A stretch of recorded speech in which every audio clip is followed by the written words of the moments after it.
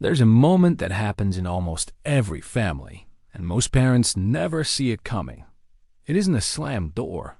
It isn't a screaming match. It isn't even a lie. It's quieter than that. One day, a teenager who used to tell you everything simply stops, not dramatically, not with an announcement. They just start answering, "How was your day?" with "fine." And somehow that one word becomes a locked door you didn't know was being built.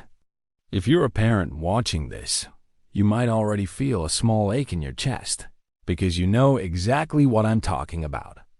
And if you're someone who was once that teenager, you probably just felt something shift in your stomach, because you remember being on the other side of that door. Here's what's strange though. Most people assume trust breaks because of one big betrayal. A found phone message, a yelled accusation, a broken promise. But that's rarely how it actually happens. Trust between teenagers and parents doesn't usually collapse.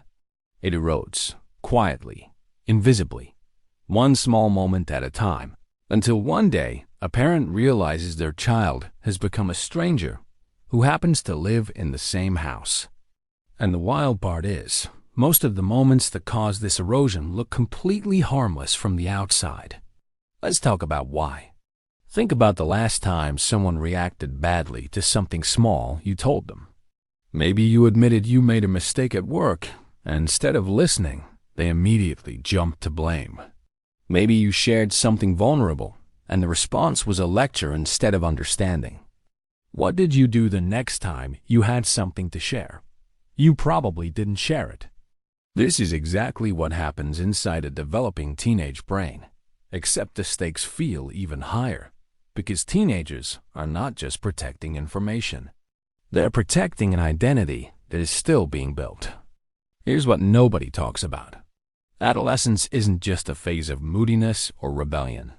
It's actually one of the most intense periods of psychological construction a human being ever goes through.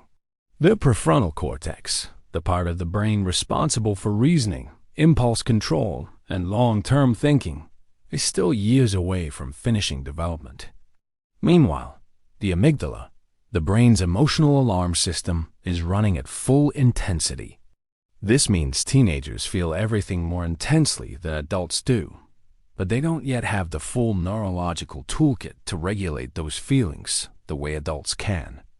So, when a teenager shares something honest and a parent responds with panic, anger, or judgment, the teenager's brain doesn't just register disappointment, it registers danger. And once something is tagged as dangerous, the brain does what brains are built to do. It avoids it.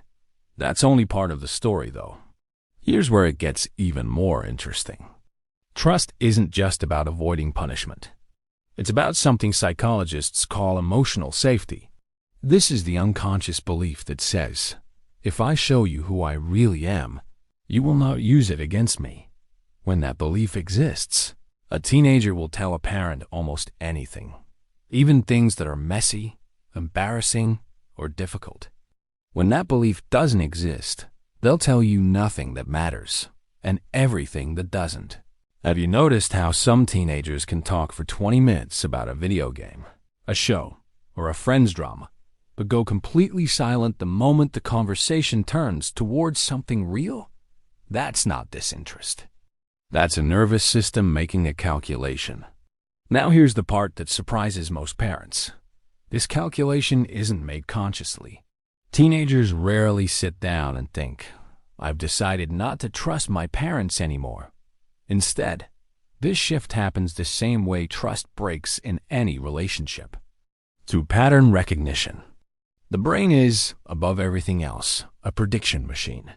It's constantly scanning past experiences to predict what will happen next. If a teenager remembers 5 moments where honesty led to anger, disappointment, or control, their brain doesn't need a 6th data point to confirm the pattern. It already knows what to expect.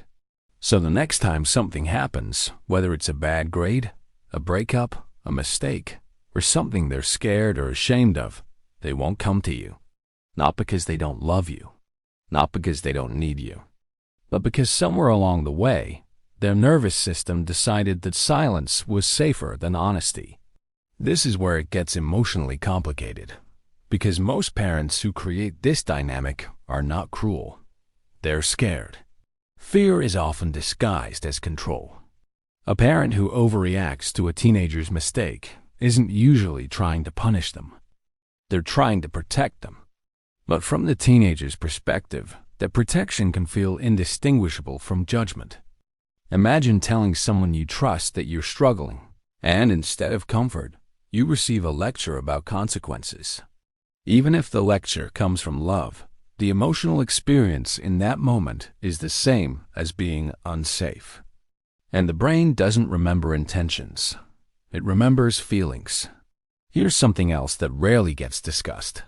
Teenagers are in the middle of forming their identity, which means they are unusually sensitive to anything that feels like judgment of who they are, rather than what they did.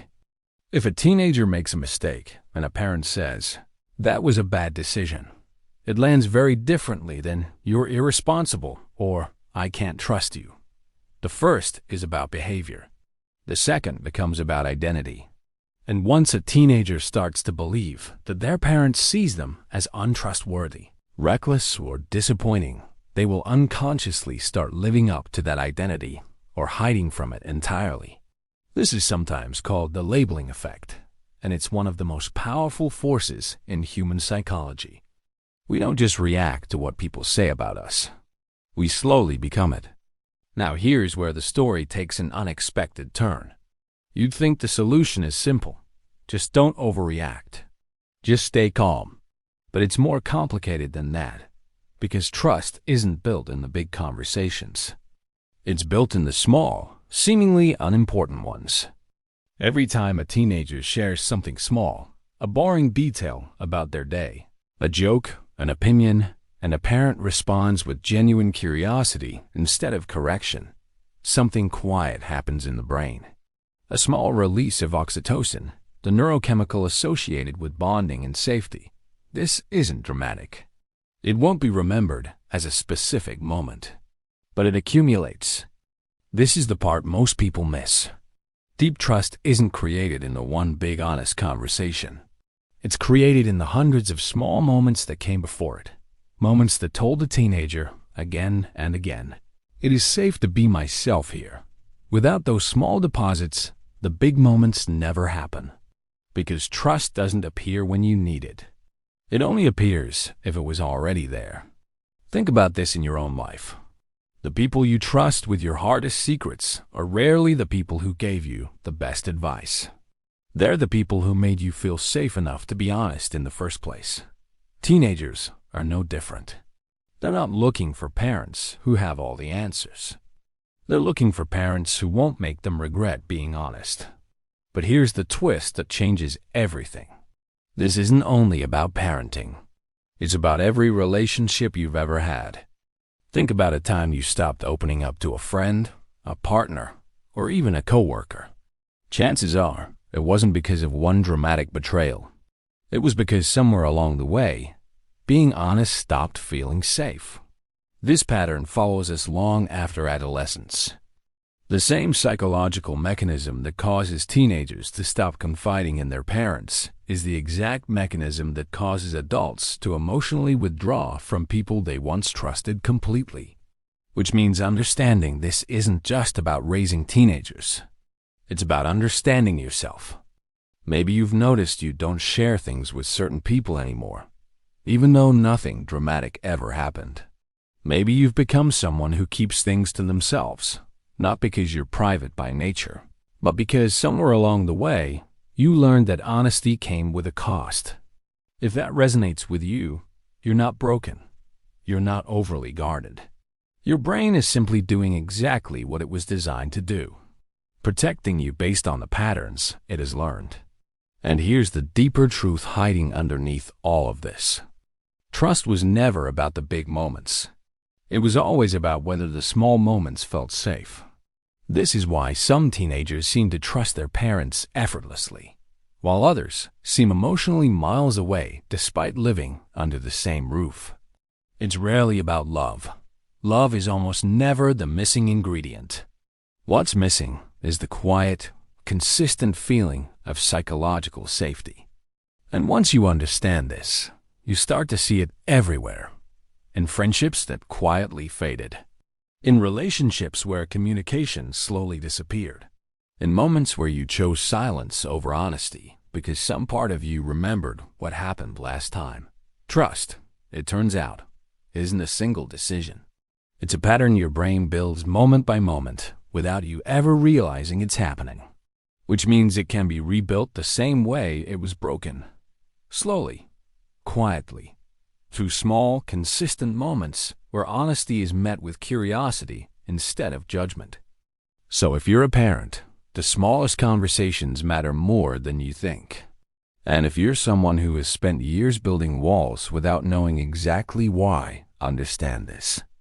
You didn't choose to stop trusting people. Your mind simply learned, somewhere along the way, that it wasn't safe not to. And once you understand where that pattern came from, you finally have the power to change it.